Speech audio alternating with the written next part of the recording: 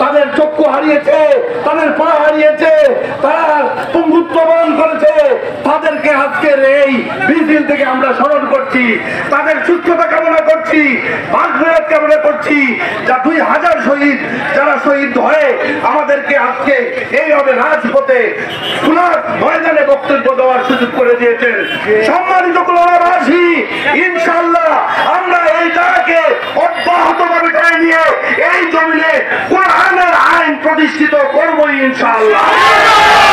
আল্লাহ পাক আমাদের এই আহ্বানকে, এই চেতনাকে কবুল করুন। সবাইকে মোবারকবাদ। সম্মানিত উপস্থিতি, এই বিষয়ে